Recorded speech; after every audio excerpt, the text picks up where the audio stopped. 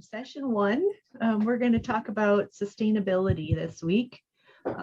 We've got a lineup of topics throughout the summer, and we'll be having some of your host farmers come in and speak at some of the sessions. For example, I talked with Sean about speaking the week that we learn about viticulture, grapes and fruit and winemaking. We'll eventually settle into a routine, and what that'll look like is we'll always start with a warm-up question just to get ourselves used, into the mood of learning together and conversing. We're going to spend a lot of time in discussion. I want to get you guys thinking critically about principles of sustainable agriculture. This isn't going to be just me talking at you all the time. I want to hear your thoughts and ideas and invite you to learn from each other too. So you're all bringing yourselves to this class. Today's check-in question: if you had a day to spend any way you wanted, how would you spend your day? And this is like a fantasy world where money's no object. There's no travel restrictions, no COVID restrictions. So this is about, how do you like to spend your time? How do you value, what things do you value? If you had a day to spend in any way you wanted, how would you spend your day? Do you get to start first? Yeah, I can start first and give you a second to think. So outdoors, I would definitely spend my entire day outdoors, and I love to be out in wild places and also to travel. So probably a long bike ride. My husband and I like to do cycle touring. We biked from Barcelona to Paris in summer of 2017. So something like that, a long cycle touring trip, exploring new places and meeting new people and discovering new parts of the world. And I'm going to let you guys volunteer to go. I'm not going to call you this time. I can go first. I would love, if I could do anything I wanted, I would go hiking. I love hiking, so slower than Stephanie's bicycle. But I would go somewhere where I haven't been. I'd love to hike across Scotland. I'd love to hike in Norway. Outside, picnic lunch, very simple. Just outside all day. I would say that mine is probably going to be very similar because my husband and I have been so busy the last couple of years. My ideal day would probably be like just picnic, laying outside, but with no bugs. I like to lay outside a lot, but I hate when I can feel stuff like on me. So no bugs, and as naked as I'm allowed to be. Sometimes I just don't like wearing clothes. So if I could just be outside in the sun, laying all day with no bugs, that would be my ideal day. Maybe a glass of wine. Mm-hmm.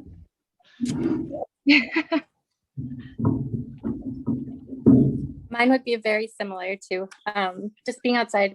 My mom and I are actually going to go to Mackinac Island here in a couple of weeks. And that is probably my ideal day with no cars, just horses and bikes and it's the Lilac Festival, so lots of flowers and fudge. So I'm excited for that. That's my ideal day. Awesome.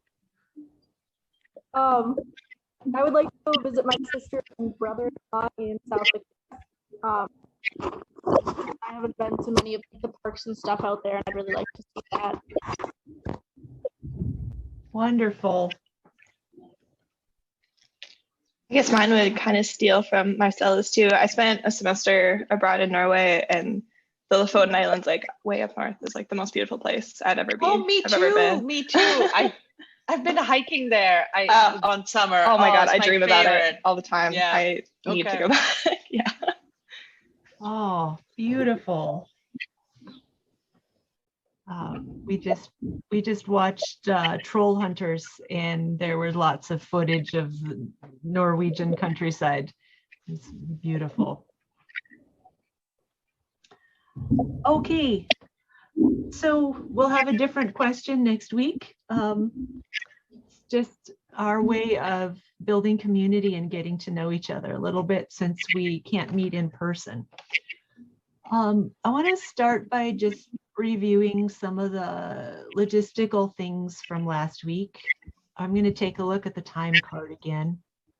Clara, you submitted a time card, right?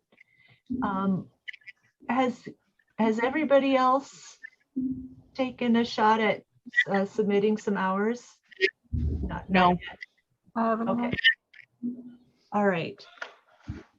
So a couple things that I didn't touch on last week. One is that it's only going to show you 2 weeks at a time. So as you can see, it's now showing Sunday the 16th through the 29th. And that's because we have 2-week pay periods. And so after Monday the 18th, after Monday the 17th, which was your deadline for the first pay period, you're no longer able to see your first time card. So it's good to get in the habit of submitting your hours daily when you work. But inevitably, there'll probably be times when you forget and the pay period has ended and you're no longer able to see it. Shoot me an email and I can manually upload those hours. So I'll just ask you to send me what you did, total hours, total non-production hours. Clara, you did this perfectly. You sent me the hours non-production, and we will add those manually. What else? So just a reminder, so this is, you log into your portal, which I believe you've all created your login and password. So have you all logged in at least once? Yes. Awesome. And then you scroll down to time card, second from the bottom. And when you want to enter hours, you click on the day. Today, Tuesday, you describe what you did, intern class, prune grapevines. Total number of hours worked, let's say you did 6, and one of those was intern class. So you hit update and it updates it. And as soon as you've clicked update, it's visible on our end, on the administrative end. There is no submit button. So you just enter them and click update and the information goes through. What else did I need to tell you? So the main thing to remember, and I will be getting a handbook to you with a chart of pay dates, but so there are 2-week intervals. So your time cards are due, that is, they disappear on Monday after. So your first 2 weeks were May 2nd through May 15th. So then Monday the 17th was the due date when that time card disappeared, when you needed to have your hours recorded by. And my office manager at Farms will process your payroll on Wednesdays. So tomorrow, the 19th, any hours that were submitted for that first pay period are going to get paid. That is, if you have, if we've already received your ACH form and W-4. So Is there anybody who hasn't submitted their paperwork yet? Yeah, me. Okay. I haven't either. Was that something you were mailing to return, or something that you had emailed to print off and then email or mail back to you? I emailed those to you, and I can send them again after class, but I emailed them to you, and you need to print them off and mail them in. So Yeah. it's going to be a W-4. It's going to be an I-9, and with that I-9, you need to provide a photocopy of your driver's license or passport. Or if you don't have either of those, there's a list of other acceptable identification. W-4, I-9, ACH form with your bank account info so we can direct deposit your stipends, and then media release so that we can use any video or photos we take of you at farm tours. Mm-hmm. I think I emailed it to you. Did they be sent to you by mail? Did I do that wrong? You did email yours in, Gretchen. Yep. So I think yours are good. Okay, and I still need to get you a driver's license picture, and I can email that, or do you prefer that mailed? You should probably mail that. I actually prefer all of it mailed, but yours is fine. And that's simply so that you're not putting yourself at risk of identity theft, because there's bank account info and social security numbers in there. So no big deal. But so yeah, so I'll be providing you a chart of pay periods and payroll days. So she processes it Wednesdays midday, and it might not hit your bank until Thursday or Friday. It might take a few days. So don't panic if you log in on Wednesday and it's not there yet. It's on its way. Also, that W-4 form is about tax withholding. So also don't panic if it's a little less than you think it is. That's because taxes have been withheld, and then you might get those back at tax time the next year.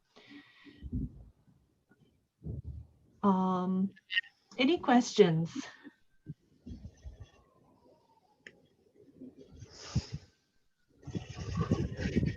Nope.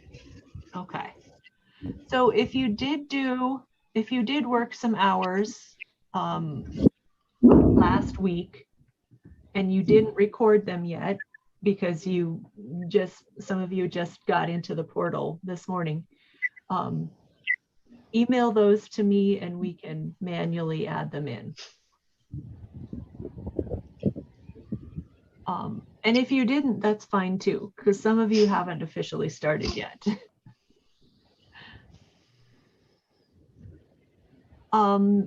This is the first week that you will have a weekly report. So upcoming in your portal, weekly report due is Monday the 24th. So on Friday or Saturday, whenever your week ends, is when you should submit your report for this week. So that's third on your menu, weekly reports, and just keep a track.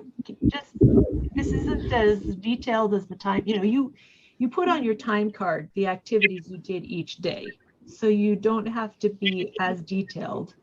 This is just kind of a summary of. So Maggie might say, I mostly pruned grapevines this week, and maybe helped get the tasting room ready for guests. So this is just a couple sentences in the first one. The competencies and goals from your learning plan. So you will be sitting down with your host farmer and creating those learning plans, which means identifying your goals for the summer. So this is just, which of those goals have you been working on? So this week you might not have a lot to say in that column because you might not have created your learning plan yet. challenges, accomplishments. This is really just an opportunity to reflect on the week and what you learned. What are you planning on doing the next week? And then you're going to get a reflection question today. We're going to learn about sustainability, and your task is going to be to talk to your host farmer about sustainability on their farm. So this is the space where you can respond to that question. And then this is just takes the place of a signature line. Any questions about activity reports? Nope. Okay, great. We're just trying to keep you accountable, trying to keep track of what you're doing, but without overburdening you with too much paperwork. Because you're probably here because you like being out on the farm, not sitting at your computer filling out paperwork. Okay.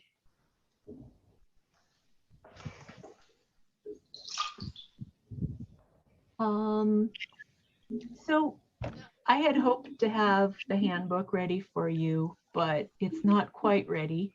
I have more updating from last year than I realized, but I just thought I should touch on a few things. Time off, simply a reminder that if you're planning to take time off like that vacation to Mackinac Island, I can't talk today. Just let me and your host farmer know in advance. This is more about communication and scheduling than anything.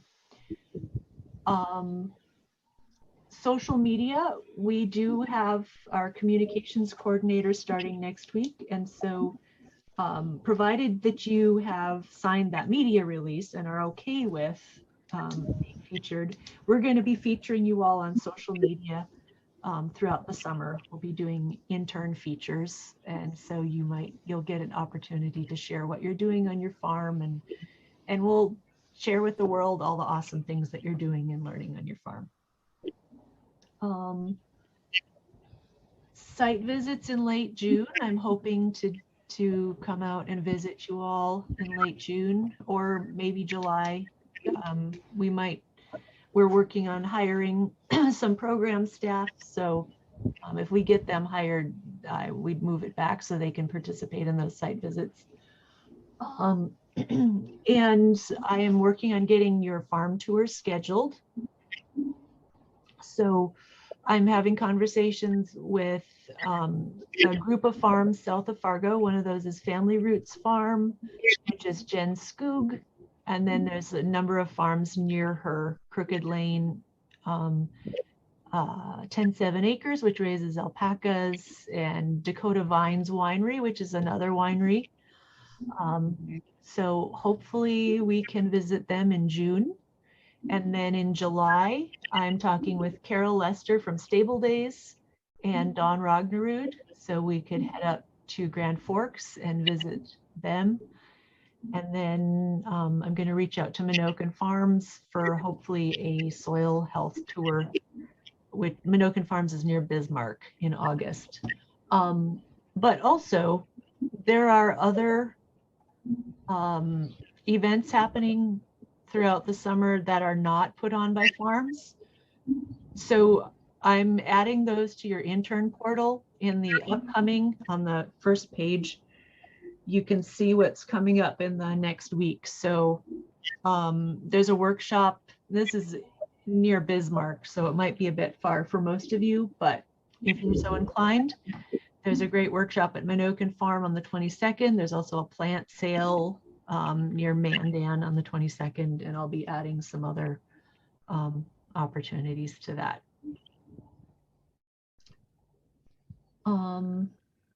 Finally, independent visits to neighboring farms. We'll talk about this more in a week or two when we have more of the class with us, but part of the internship this summer is you visiting some nearby farms on your own and reporting back to the class what you learned. And I had each of your hosts identify some farms nearby. So we will make sure that that information gets to you So just for now, just a heads up that's coming up, and something you'll work into your internship throughout the summer. Okay, any questions before we move into the actual content of our session today? Nope. All right.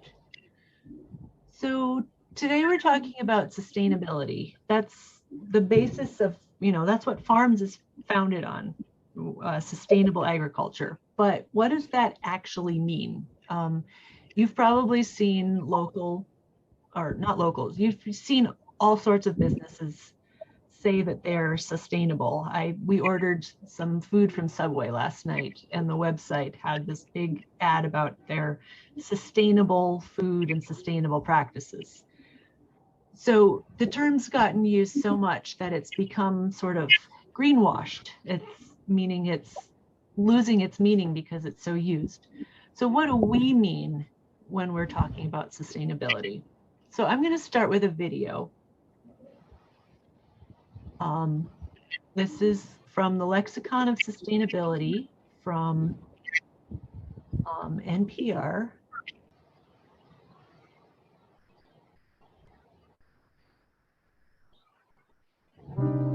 In 1915, a Canadian Commission on Conservation made an interesting proclamation. They said, each generation is entitled to the interest on the natural capital, but the principle should be handed on unimpaired. Trees are an example of natural capital. In economic terms, they are the principle you start with. The interest is what you grow from that principle, like other trees. This is called regeneration. Trees creating more trees. But if you cut those trees down, both the principle and the interest will be gone forever.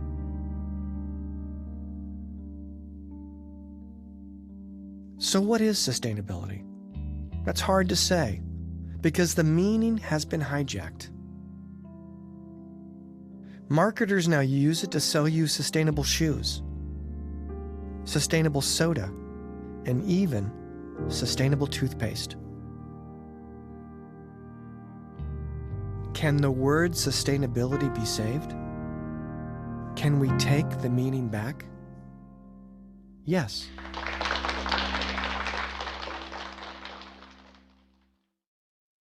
A dairy farmer takes one of the single largest forms of air pollution, methane from cow waste, and turns it into useful fuel to power farm machinery, reducing his energy costs by 90%. It's the same principle used by two Oakland entrepreneurs. They take coffee grounds from their local coffee shops and add mycelium to grow mushrooms.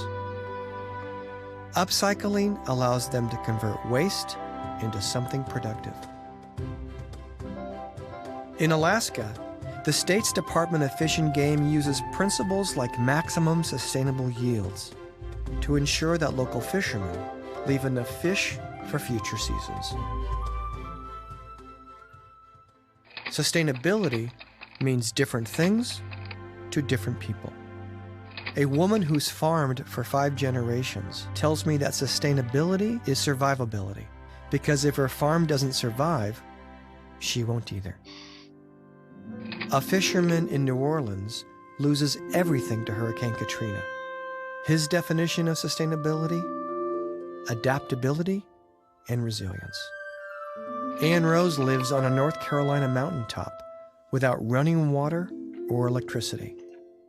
For her, sustainability means simply learning to do everything yourself. It's DIY. So sustainability has no single meaning. For a farmer, it might mean survivability.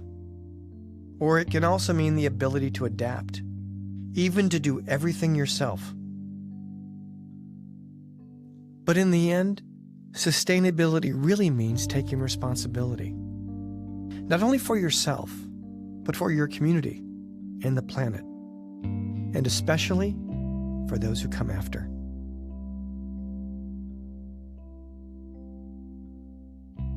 To learn more about terms like methane digester, upcycling, DIY, or maximum sustainable yield, visit lexiconofsustainability.com. And remember, your words can change the world. Okay, so that's their take on sustainability. Okay, so dictionary definition of sustainable is of relating to or being a method of harvesting or using a resource so the resource is not depleted or permanently damaged. That's similar to what they were talking about in the video.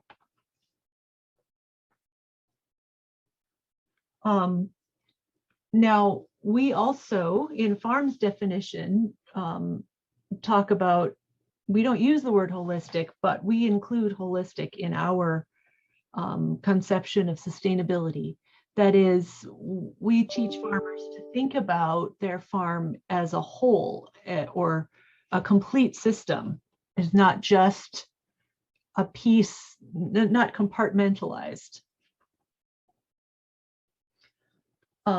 You're going to get readings and resources from SARE, and their definition of sustainable agriculture is profit over the long term, stewardship of our nation's land, air, and water, and quality of life for farmers, ranchers, and their communities.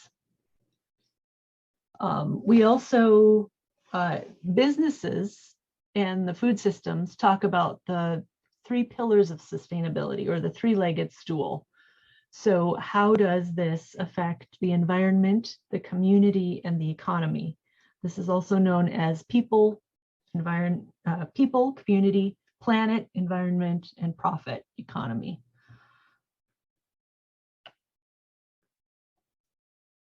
So a couple years ago, Dakota College at Botano, for their community book read, read a book called Deeply Rooted that included a profile of some North Dakota farmers who grow vegetables for seed. And they talked about their definition of sustainable. And one of the farmers, David Podol, said that he actually preferred the word enduring because he felt sustainable was overused. But we then interviewed the community. We made posters with sticky notes and asked people to share their definition of sustainable. So can you read the words around the edge well enough to take turns reading them out loud? They're kind of small. And I can't see you. On my phone and I can't see it up. Okay.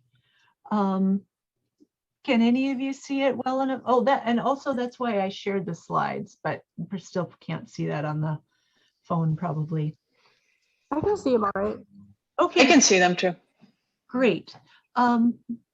Gretchen, would you read starting in the upper left corner? Something that will last over time and can be relied on. Clara, want to try the next one? Not only here today, but here tomorrow, and here for our children and their children. Haley, can you read the next one? Yeah, I actually can zoom in, I think. Well, let me see. The ability to uphold and maintain. Sorry, I had to zoom in. I can't see any more of that. That's fine. It says ongoing without depleting our resources. Somebody else want to shout out? Regenerative. Great. And next, I can't see you all, so I'm just in the dark. Being able to save something for future generations. Let's skip next to the enduring one. let's go back to Clara, starting in the upper left. Improving investments for building on shoulders of giants. And Gretchen? Capable of adapting to change. Somebody said lasting like love. Marcella? To keep going, don't wait. Great. I'm going to stop there so that we have time to discuss our own conceptions of sustainability. And I'm going to stop sharing so that I can see you all. It turns out it's really hard to discuss when I can't see you. Instead of giving you specific questions, I'm going to start with thoughts. Thoughts on the video, or what's your definition of sustainability? Well, I have a thought on the video. I wrote a little quote that sustainability means that the resource is not permanently damaged, which makes perfect sense. I mean, it's the idea of principle and interest, but it doesn't satisfy me because, I mean, traditional farmers could say that, well, you know, the soil is not permanently damaged because I'm just going to dump some chemicals on it and then it's, you know, back to its original strength or whatever. So I mean, I guess this is a way of saying I'm struggling to really come up with a definition for myself that works. Mm-hmm. I feel like a circle and the different aspects of a farm giving back to each other. The different aspects of a farm give back to each other, like they're rebuilding each other up. So that systems approach. Yeah. What if we break it down a little bit? Can you think of an example of the environmental sustainability aspect of farming? Like maybe a practice that you've seen or heard of? I would say no to low tilling practices or sustainability, like anything that like will preserve the topsoil is an important sustainable practice. Definitely. How about a socially sustainable practice?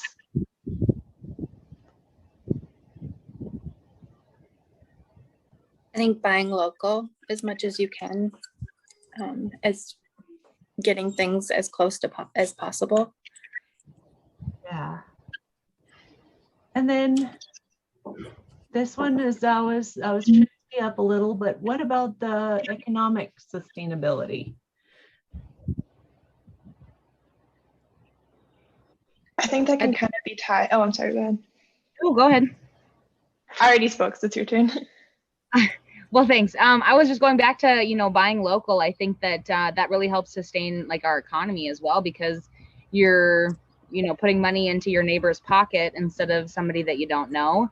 So it really helps, you know, the community and the economy within your immediate surroundings, so that you can just get like that flow going. Mm-hmm. Keep the local economy going instead of the money leaving the community. Definitely. Okay. Okay, I've got an NPR story and some definitions. I think we'll go with the NPR story. So here's an example of an organic farm, which we often think of organic as being sustainable, but in this case, it's not. And we're going to listen and then we'll talk about what's missing here.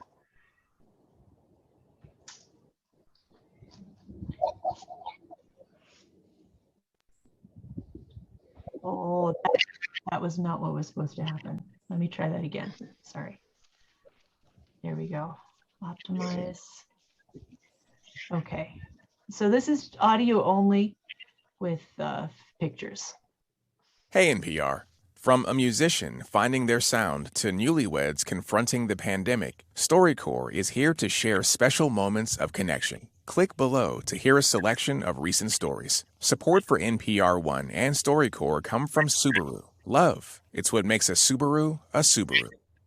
Lots of big food companies are going green, promising environmental sustainability, but delivering on those promises can be complicated. And one example is an organic mega farm in South Dakota, backed by the company General Mills, maker of Cheerios. Some of the farm's neighbors are accusing the farm of doing more harm than good. NPR's Dan Charles has the story. Gunsmoke Farms is huge. It covers 53 square miles near Pierre, South Dakota. An investment fund based in San Francisco and Texas bought it a few years ago. And General Mills announced it would help convert it to organic farming with the help of Gary Zimmer, an organic expert from Wisconsin. My job as a soil consultant was to get those soils rich. We were going to fix the soil. And it was going to be quite a large investment. General Mills even took some soil to California to some show to see what it looked like today and what it was going to look like when we got done. But in South Dakota, some were skeptical that it could work, including Dwayne Beck, a soil scientist who runs an agricultural research station for South Dakota State University, 40 miles east of Gunsmoke Farms. It scared me because normally organic entails using lots of tillage, and these soils are very fragile. Farmers often till the soil, stir it up with tools like chisel plows or discs to clear weeds and get land ready for planting. But Beck says tillage is destructive, especially where Gunsmoke Farms sits, where it's dry and the soil is full of clay. Once you disturb it, nothing holds that soil together. It just turns into powder. It can wash away or blow away, which used to happen all the time. There were dust storms so thick, cars crashed because drivers couldn't see. So most farmers in this area cut way back on their tillage. Instead, they use planting equipment that slices right into undisturbed land and places the seed into the ground. We prefer to not touch the soil at all. If we get by with it, we have to have some way to put the seed in there. To control the weeds, they use herbicides. But herbicides are not an option for Gunsmoke Farms, being organic. And last year, to get ready for its first crops of wheat and peas, those enormous fields were tilled. And Dwayne Beck says his fears were realized. He sent me some pictures. Yeah, that's just another picture of the soil in the ditch. It's supposed to be green grass. It's covered by a small drift of wind-blown dirt. In another photo, a country road disappears into a cloud of dust. That soil that blew out of there, it will never be the same as it was before it blew. It won't have the stability and structure of healthy soil held together by the roots of plants. When Gunsmoke Farms was just starting, experts from the U.S. Department of Agriculture drew up a soil conservation plan for the farm. They wanted wide strips of permanent native grasses crossing the fields, and crops you don't have to plant every year on the steepest hillsides. Gary Zimmer, the soil consultant, says that was part of his original plan, but new farm managers took over and never followed through. Oh boy, oh boy, oh boy, it's in a deep hole. I don't know how you get back out organically.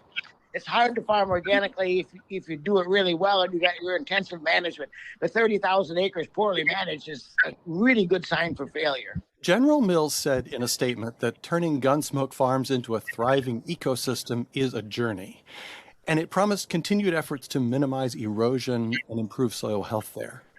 The investment firm that owns the farm, 6th Street Partners, said in its statement that the farm is early in the process and that its mission, organic farming, also provides benefits like reduced use of pesticides and synthetic fertilizer.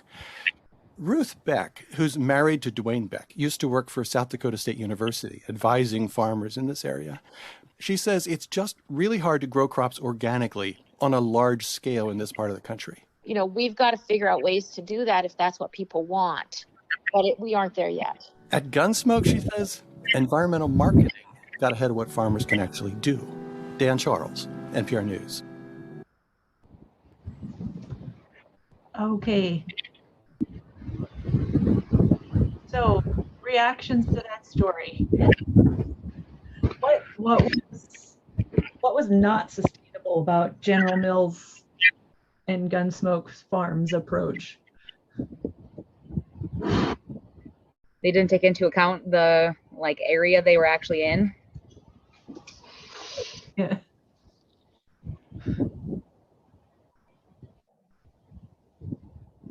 Poor soil management. Poor soil management. Did anybody note the size of that farm? 53 square miles. Yeah. That's massive.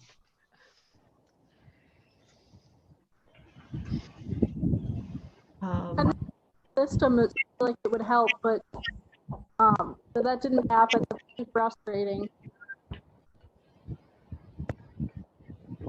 Did they talk to the locals or take into account the local knowledge there? Nope. Oh.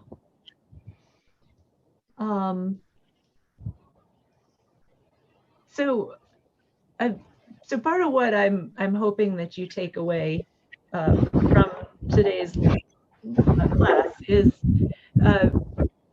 thinking critically about what somebody is saying when they say that they're sustainable. And when a company says our practices are sustainable, or even another farm, oh, we're practicing. I've heard. I was in a presentation with Rural Leadership North Dakota where we heard from a custom chemical applicator based in Western North Dakota. And he started his presentation by telling us that they were a sustainable company when their whole purpose is putting down herbicides and pesticides and chemicals. So, okay, maybe they're financially sustainable. Maybe they do give back to the community. Maybe they buy local. But I would argue that they are definitely lacking the environmental sustainable aspect. Can you think of other examples of a situation where a company or a farm might be lacking one or two of the legs of sustainability? Maybe they're great at environmental, but not good neighbors, or not financially sustainable, or good neighbors but not environmentally sustainable.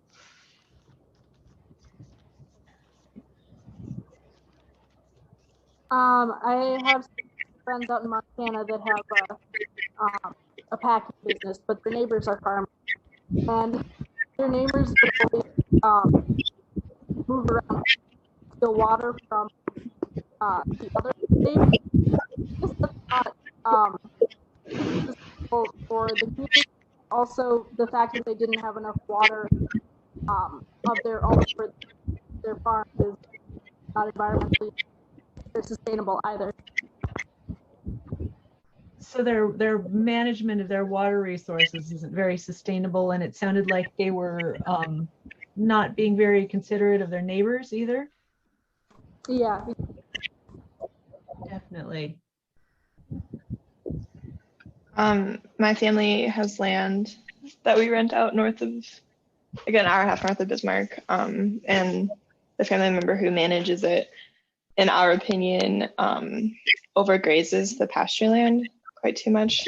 There's too many cows on the land, and then there isn't enough time in between batches of cattle going through. And so the grass is always little nubs, and it's very sad. But he's an excellent neighbor, and like he knows everyone around them, and he's like really well liked in the area. But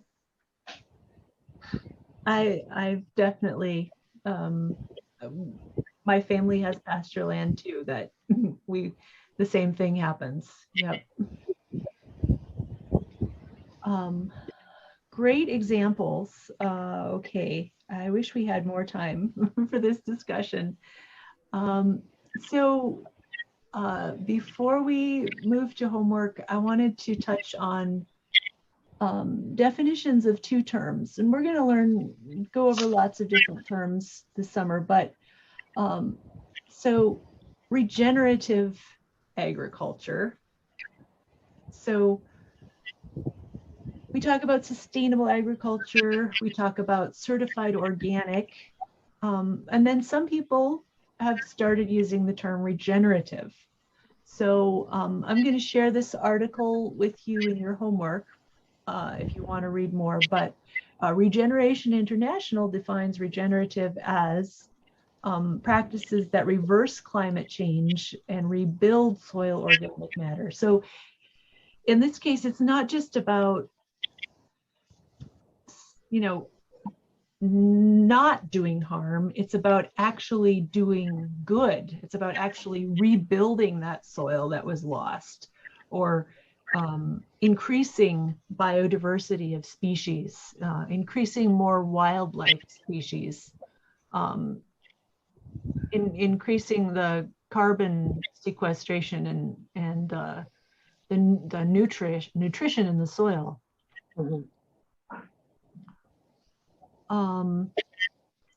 So around here, a lot of times when we talk about regenerative ag, it's often in relationship to grazing, regenerative grazing, which we'll learn about more, that cell grazing, rotational grazing, where animals are moved a lot so that they don't graze a pasture down to nubs, like you talked about, Clara. Any comments about the term regenerative?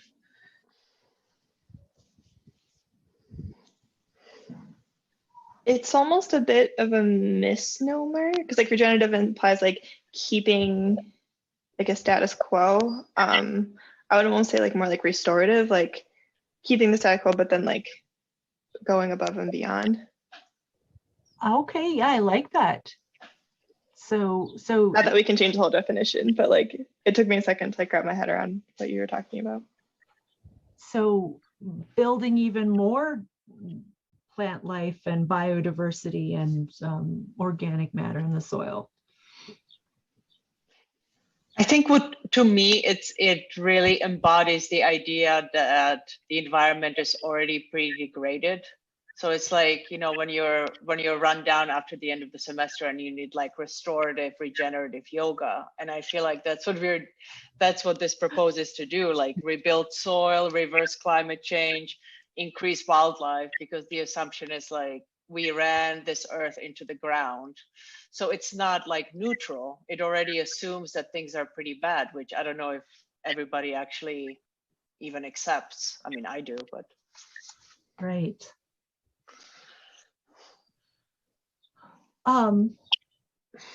So the other term I had was biodynamic farming, which is a very specific, niche, unique form of farming that takes these even further.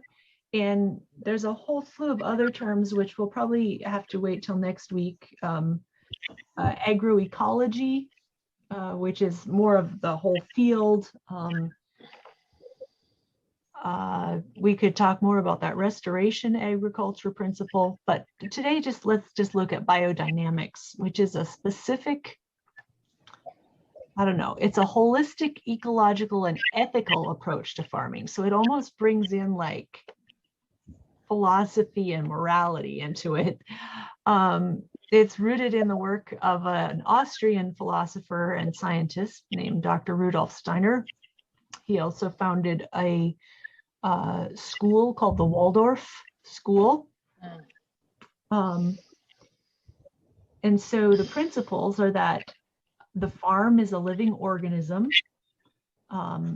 Everything on the farm is integrated as a whole. It's made up of many independent elements. It cultivates biodiversity. So I didn't give you a definition of biodiversity. I can maybe make a glossary of terms for the summer, but that is, increasing the diversity of biological life, of species, of the total biological mass of plants, animals, trees, insects, bacteria, all of those things, all living things.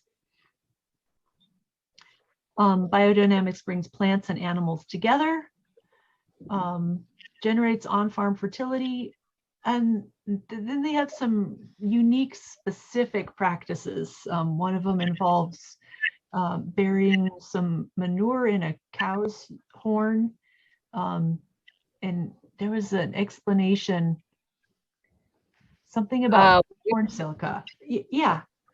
So we were just out in California about 2 months ago, and we went to Benzinger Winery, and they were biodynamic. So I went with Sean, and so Sean had set up a tour of the vineyard for us, and so they explained that that process, and they actually had the specific type of cows that those horns come from, so that they get the sheds. But I think what they did was that they packed the manure in the cow horns, they planted them, or they like buried them, and then after a while they dug them up, and so then as the horn kind of biodegraded down, they took out the manure and added it to the water. So then they fertilized with that. And then they did that, the second thing they buried in the horns. And then when they took that out and mixed it with the water and they sprayed the vines, it created like a glistening on the leaves to reflect more sunlight in. And so it helped ripen and get more of the photosynthesis with the grapevines. But it was very, very interesting to see their entire vineyard. Their whole plot of land was all biodynamic. So they had the, like, sheep grazing. They had all the different wildlife in there. They had like a pond at the bottom that they had planted, or they had put a bunch of rocks down. So as it all drained, it would filter through the rocks. And so their pond was essentially like a filtered water. So then they would reuse that to water their plants. And so they had gone through all of that. And they even went as far as to like try and harvest with the moon cycles, and completely, as like you said, the one ecosystem that the vineyard was on. It was very interesting. Oh, how cool to get to see that up close. Mm-hmm. Yep. And then we got to taste the wine and got to see all of that. But yeah, the tour was amazing because they had a golf cart and took us around to all of the different areas and explained how it all connected together. Awesome. Well, I will share. I thought I was sharing my screen, and apparently I wasn't. So I will share those links so you can read more. The Biodynamic Association, drop them in the chat, and regenerative agriculture.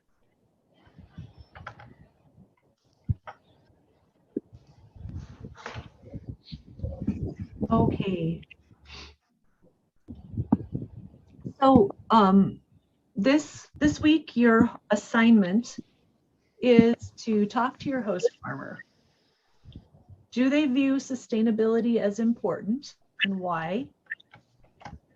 How are they implementing social sustainability, environmental sustainability, and financial sustainability on their farm? And I'm going to share my screen. I will make sure that these questions are in your portal. So right now it just says reflection. How is my host farm implementing each of the 3 pillars of sustainability? I can make that more specific. That'll help you. So that's your primary assignment. I've also given you some reading. So did you get the book in the mail this week? Yes. Yes. Awesome. Yes. Okay. So, and I might be able to get you a link to view it digitally. I lost myself. Okay. So your assignment is to read pages 1 through 4, Small is Profitable, and pages 143 to 145, Farming for Ecology, Community, and Lifestyle. And if you finish that and want to read more, you can move on to chapter 2 as well. But this is just, his J.M. Fortier's introduction and why he farms the way he does. We've also got a great reading on the serviceberry and economy of abundance from Emergence magazine.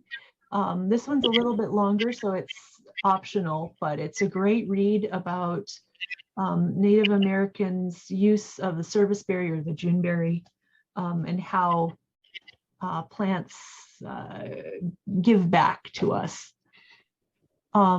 You've got some great videos. The Greenhorns is a great organization with some videos about some farms that are operating sustainability. And then just exploring these principles of sustainability a little more. Sarah has a handout about what is sustainable agriculture, sustainability and the triple bottom line, people, planet, profit. This is a podcast that you can listen to while you're driving or weeding or planting out in the field. It's about sustainability. And then this is another podcast, an interview with the author of The Market Gardener, J.M. Fortier. So, and then here's a link to that NPR story. I will make sure you get the slides. And okay, any questions about the homework? When do you want that completed by? When is it due? By class next week. And it'll also be part of your activity report, which will be due next Monday by noon. Two things before we go to our reflection question. Or is it just one thing?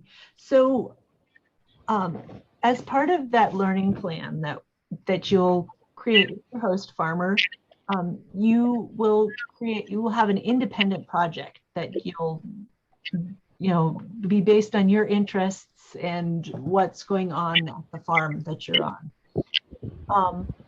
And I realized, well, thank you to Clara, I realized after I assigned that independent project that projects do take supplies, and supplies cost money.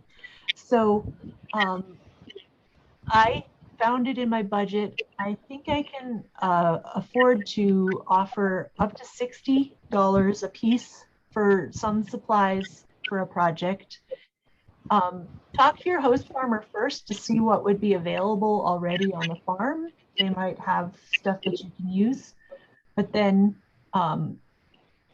you should let me know what supplies you'll need, and so approve them first, and then after you've purchased them, submit receipts and I can reimburse you for those. So then hopefully that should, for example, mushroom kits. So okay. So we'll close each session with a reflection, and that we'll record in our harvest document. What's one way that you'll implement sustainability in your day-to-day life in the coming week? At my house, we recycle. Recycle?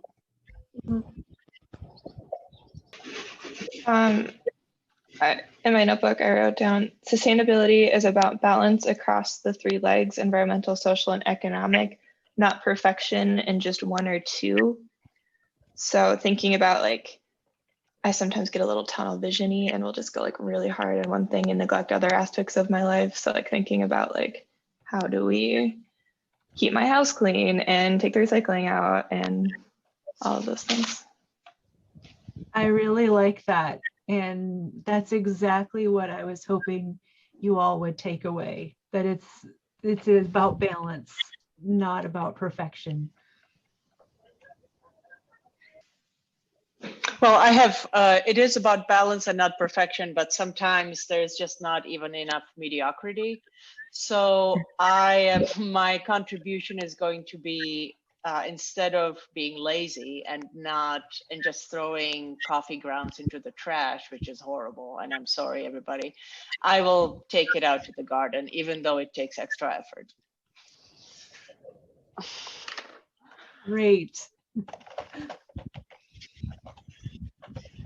I also enjoy the not focusing on perfection, but like I always try and, think about like the small baby steps, to create another habit. And One of the habits I've really worked on trying to create is having my one water bottle that I refill instead of like, oh, I don't want to walk all the way back to my car to grab it. I'll just grab a plastic water bottle and drink it because I need to drink water, and just making sure that like I have my bottle, I'll just refill it, make sure it's with me.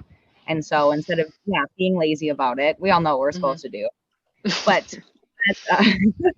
that's going to be a focus, especially out in the vineyards here, and making sure that like I have my water bottle and I don't forget. That reminds me, probably be at our first tour whenever we get together. I will bring you all Farms branded reusable water bottles. All right. Help you with that habit.